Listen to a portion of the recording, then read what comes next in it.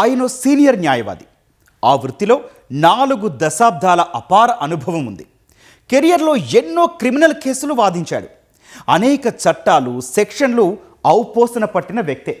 కానీ సైబర్ కేటుగాళ్ల చెర నుంచి తప్పించుకోలేకపోయాడు. భయంతో విచక్షణ కోల్పోయి చెయ్యని తప్పునకు భారీగా డబ్బులు చెల్లించుకున్నాడు. కడప జిల్లాకు చెందిన ఓ సీనియర్ న్యాయవాదిని బురిడి కొట్టించి సైబర్ కేటుగాళ్లు ఏకంగా 72 లక్షల రూపాయలు కాజేశారు. ఇంతకీ ఏం జరిగింది? క్రిమినల్ కేసులు వాదించే న్యాయవాదిని కేటుగాళ్లు ఎలా బోల్తా కొట్టించారు?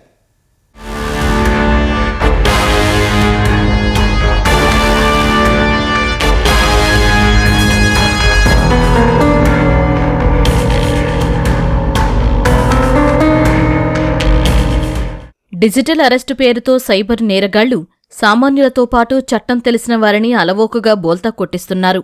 నకిలీ పోలీసు అవతారాలెత్తి లక్షల రూపాయలు కాజేస్తున్నారు. కడప జిల్లాలో ఇప్పటికే డిజిటల్ అరెస్టు పేరుతో పలువురిని మోసగించిన కేటుగాళ్లు ఇప్పుడు ఏకంగా క్రిమినల్ కేసులు వాదించే లాయర్నే బురిడీ కొట్టించారు.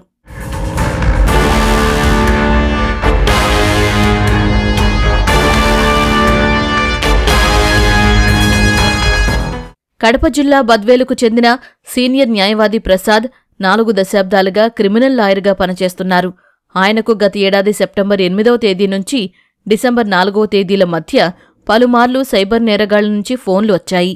విదేశాలకు అమ్మాయిల అక్రమ రవాణా కేసులో మీపై కేసు నమోదైందని బెదిరించి విడతల వారీగా 72 లక్షల రూపాయలు కాజేశారు.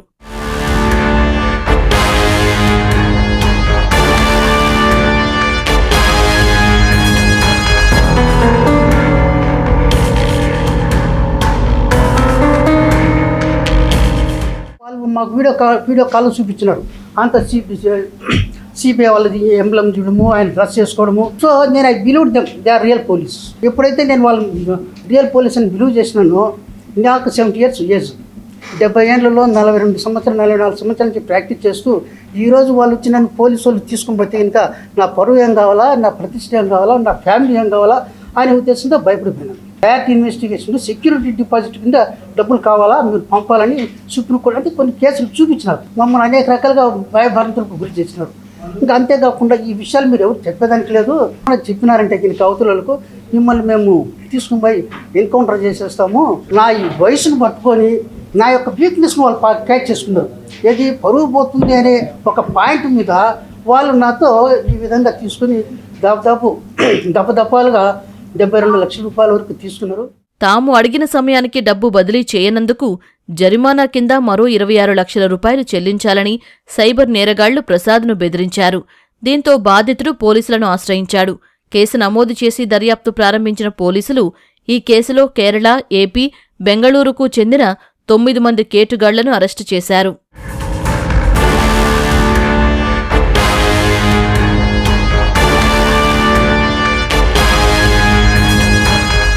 44 సంవత్సరాల లీగల్ ప్రాక్టీస్లో దట్టు నేను క్రిమినల్ కేసులు చేసే లాయర్ అయినప్పటికీ కూడా నన్నే వాళ్ళు బోల్తా కొట్టుతున్నారంటే ఇంకా మీరు ఆలోచించరు. 3 hours నన్ను ఇంటరాగేట్ చేసినారు. అంటే నేను నా మైండ్ సెటప్ డిఫెన్స్ సైడ్ పోనీ లేకపోయింది.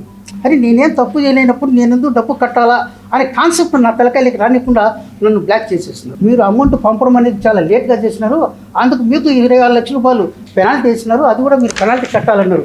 అప్పుడు నేను అలర్ట్ మీ వీడియో చూసి అలర్ట్ అయినాను. 9 అక్యూజ్కి మేము అరెస్ట్ చేయడం జరిగింది. ఫ్రమ్ బెంగళూరు, ఫ్రమ్ కేరళ, వీళ్ళ ఒరిజిన్ అక్కడే ఉన్నాయి. సో 9 అక్యూజ్కి అరెస్ట్ చేసి జ్యుడిషియల్ రిమాండ్కి పంపించడం జరిగింది.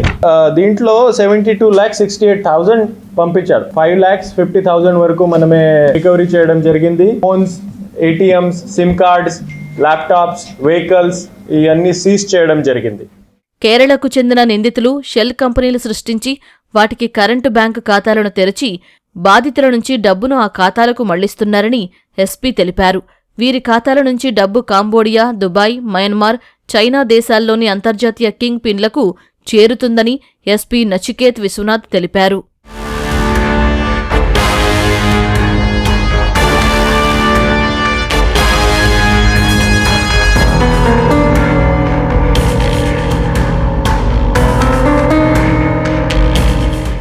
షెల్ కంపెనీస్ వీళ్ళు క్రియేట్ చేశారు. సైబర్ క్రైమ్ లో వచ్చిన ఆల్ డబ్బు ఆ అకౌంట్ లో పోతుంది. ఈ అక్యూజ్డ్ ఎవరైతే ఉన్నారో వీళ్ళకి డిఫరెంట్ క్రిప్టో వాలెట్స్ ఉన్నాయి. ఆ క్యాష్ విత్డ్రా చేసి లేకపోతే ఆర్టీజీఎస్ కానీ ఫోన్పే ఆర్ అదర్ ఈ సర్వీసెస్ ద్వారా ఈ క్రిప్టో కరెన్సీస్లో మల్టిపుల్ క్రిప్టో అకౌంట్స్లో ఈ డబ్బు తిరుగుతూ ఉంటుంది. And final destination Myanmar connection వస్తూ ఉంది, చైనా కనెక్షన్ వస్తూ ఉంది, దుబాయ్ కనెక్షన్ వస్తూ ఉంది. ఆ డబ్బు ఇవన్నీ హ్యాండ్స్ మారిన తర్వాత లాస్ట్లో ఫారెన్లో వెళ్తూ ఉంది. ఆ ఫారెన్ నుంచి మళ్ళీ క్రిప్టో ద్వారా ఎవరైతే లోకల్ ఆర్గనైజర్స్ ఉన్నారో, ఎవరైతే లోకల్ ఫెసిలిటేటర్స్ ఉన్నారో వీళ్ళ అకౌంట్లో వస్తూ ఉంది. Cyber crime is like health, prevention is the best cure. మీరు అందరికీ జాగ్రత్తగా ఉండండి.